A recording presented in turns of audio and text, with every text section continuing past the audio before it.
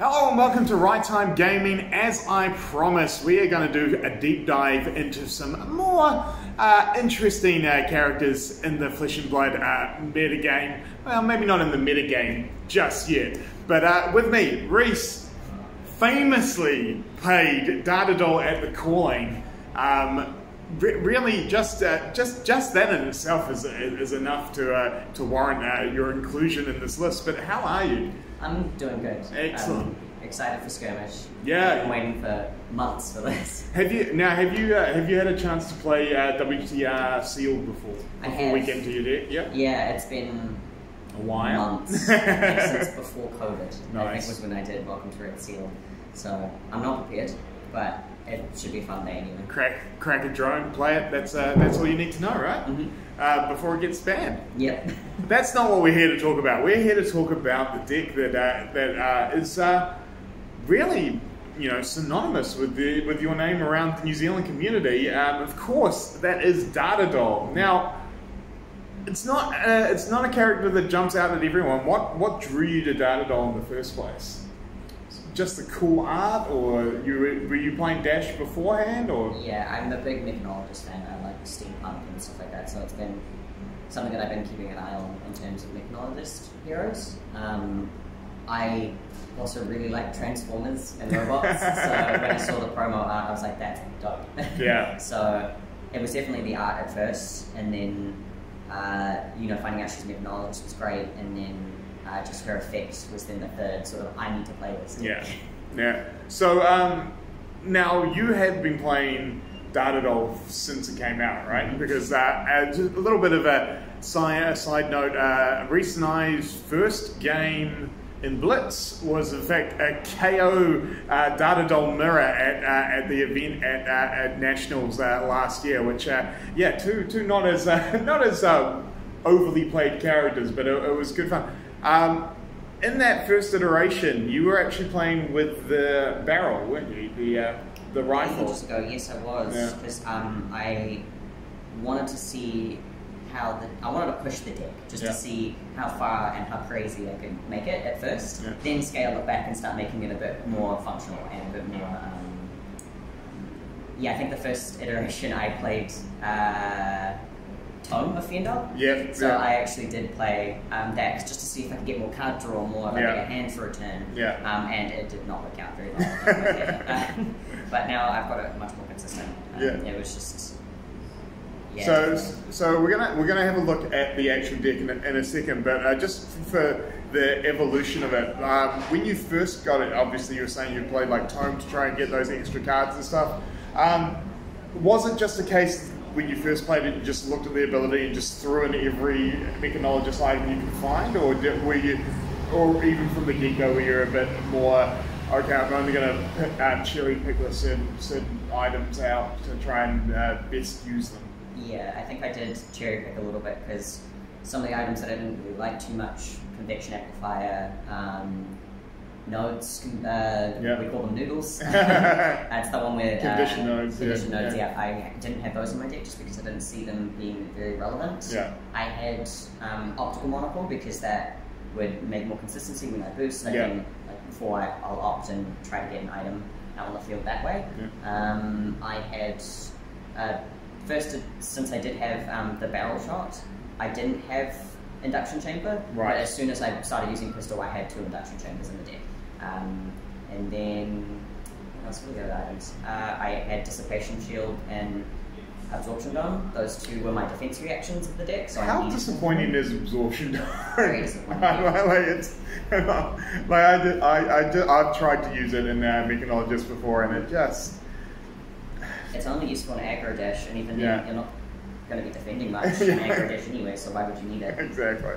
Yeah. Alrighty, well, I tell you what, Alan's going to press pause on the camera there, and we're going to cut down to actually have a look at the deck, so we'll be back in 1 sec.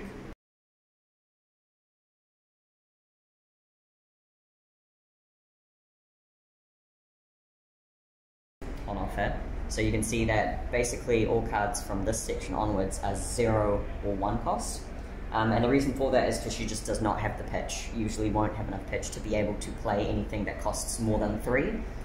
Then you can see that there's the 2 costs cards here, and we have Combustible Courier just to do some more push damage, and basically you need these like on hit effects because we've got things like Convection Amplifier to boost more attacks and basically just have more damage going through. The highest attacks you've got in this deck are things like Throttle for 6 and Zip Hit for 5. Those are going to be the sort of attacks that you want to hold on to, or really late game sort of, you want that Convection Amplifier on a Throttle with a Combustible Courier before it, that kind of thing. Yeah. So you'll be hitting for 9 with Dominate, and that's sort of the most damage that you can do. And that does hurt in a blitz. Yep. In a blitz game, a 9 damage with Dominate isn't terrible. Yeah, and we've got a lot of blues because we do have Pistol, so late game having those blues is going to be really important to have just, Induction Chamber and Pistoling over and over and over again. So that's why there's the lot of blues at the top there. Yeah, just really the low cost boost cards are really important in this deck, just to make sure that you have the consistency. Again, that 3 hand size is so tough, especially if you have to try and block as well as then put pressure back on. So hence that zero cost, low cost is your bread and butter, as well, of course, the pistol itself. So let's have a look at the items that you've got. So obviously, DataDoll really loves items. Yes, we've got a lot here. And now this is your current setup. Now, as we were saying earlier, you've gone through a little bit of an iteration of what's come in and what's come out. So tell me about the ones that you've got here. Yep. So I guess in front of us right now we've got one of the most important ones, which is Optical Monocle. This card creates consistency for you. Opting 1 5 times in a turn if you really want to is really important when you're boosting. It helps you get those items up faster, searching for them basically. And that's really an important thing, I think. People who may not have played this deck before is like, don't be shy with the opting, right? Yeah, absolutely. Like if you need to opt, if you need to get rid of this in the turn that it's played, do so. Like it is worth trying to search for those items because the blitz game is so short. You need to try and maximize your deck as quickly as you can. So that's why I've got 2 of them because that's 10 ops in a game. Here we've got Dissipation Shields, which is basically your defense reaction, the only one you have in the entire deck. It's your way of blocking. It's prevents about 4 damage, which is quite good. It's like your sink below.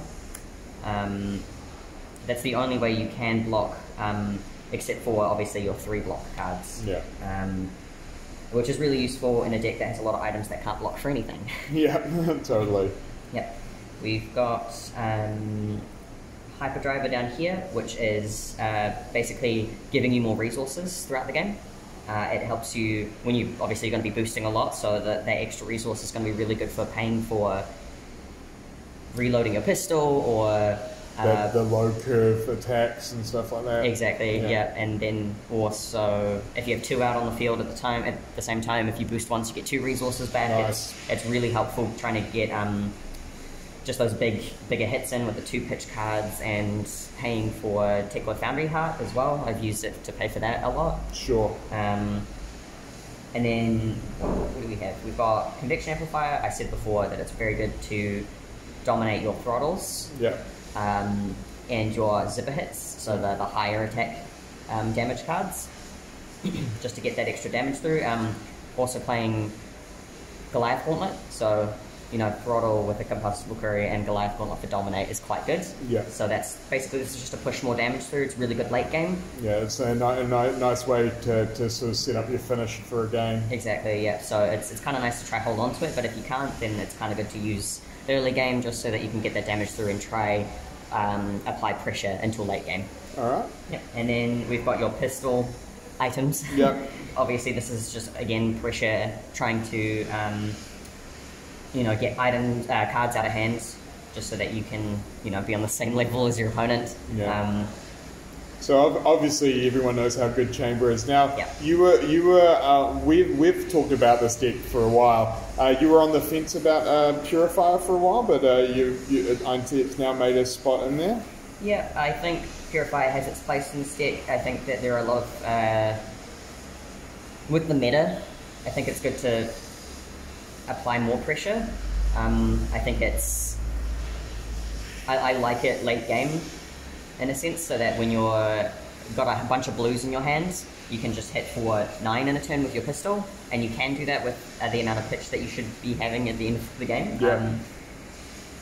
And yeah, it's just, I think it's better in terms of applying more pressure into and getting cards out of people's hands when they're on 2 and you're hitting for 3. It's sort of yeah. So hopefully getting that extra card so they're not swinging back as hard. Exactly. Alrighty, and let's have a look at your equipment breakdown there. Yeah. So trusty old iron rod. Iron rod legs. I don't usually use this a lot. I use it against the ninja matches sometimes, but I've sort of felt that it's not as useful. I think like at the end of the day, it's just in here.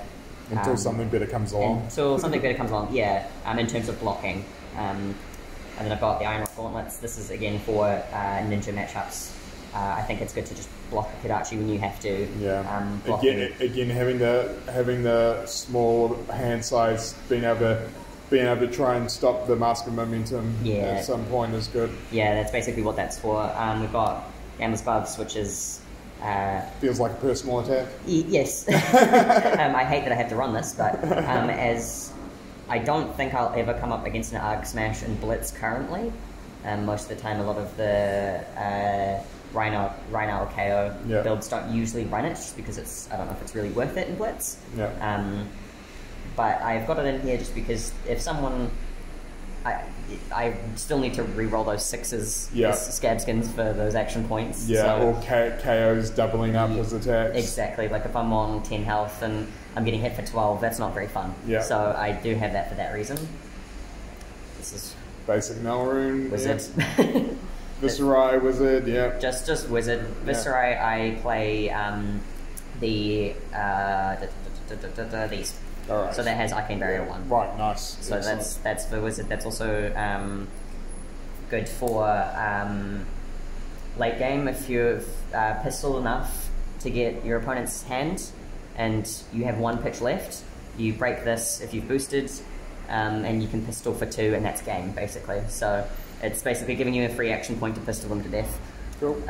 That's mostly what I use it for. I don't miss my boosts, so I don't ever need that action point for any other reason. Yeah. Then we've got Visitronic Model. This is really good in the Wizard matchup, because I'm most likely going to be on less health against Wizards, so things like Arcanite Skullcap are not going to be very useful. Yeah. And that Arcane Barrier 2 is just better than 3 with my type of deck. Sure. It's also good in a lot of the matchups, I'd say, except for like, I'd say Dorinthia, because it doesn't block for anything. But a lot of times I will have items in my hand that I don't want, so I can put them basically on the top of my deck and then boost them afterwards. Yeah. And that's really good. So you can also set up getting items into play that way as well. Yeah, exactly. So that's very useful, more useful in this deck than in the Dash deck, actually, I think. This is way more useful for data. Sure. And then we've got Skullcap, which is just a... very good. A very good card, just classic. You need this for, you know, blocking for Dorinthia and things like that. It's just good in most decks. Then we've got... You need this. If you want to play this deck, you need Foundry Heart.